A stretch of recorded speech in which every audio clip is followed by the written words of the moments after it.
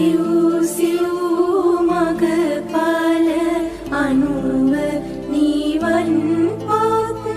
සංගගන අට පුඟුලෝ යන නම්ලත් දින දින දිය කරනා මහා බලවත් සරණට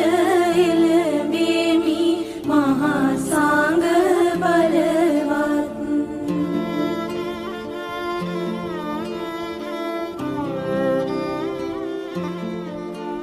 සිව් සිව් මගපල අනුව නිවන්